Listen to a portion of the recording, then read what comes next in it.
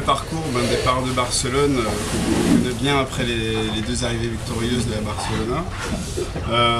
Une étape importante, ça va être Gibraltar, évidemment, qu'on a passé l'année dernière avec Guillaume ensemble, dans un vent très fort. Il va falloir jouer avec ce vent qui monte, réduire la toile, être dans le bon tempo, tirer les bons bords aussi.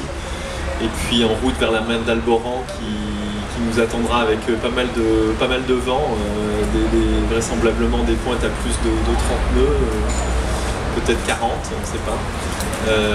Et puis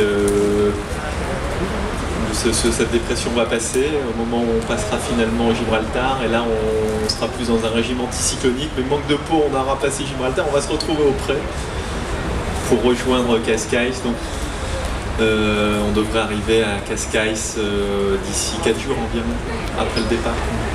Donc le parcours nous est assez technique, technique et piégeux, puisque l'on part du fond de la Méditerranée pour arriver en Atlantique avec beaucoup de zones de transition, avec le détroit de Gibraltar à passer, qui est un endroit très étroit, qui doit faire 14 km de large il me semble, et donc avec beaucoup de trafic.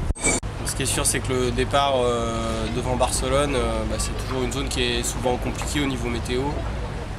C'est rarement du vent très établi. Bon, il y a des phénomènes de thermique qui sont assez constants et récurrents, mais souvent il y a une zone de transition après, donc qui n'est pas évidente. Je pense qu'il y a deux grandes options qui vont probablement se dessiner, à la côte ou au large. Donc peut-être qu'on aura la chance de visiter les côtes espagnoles, ça va être bien.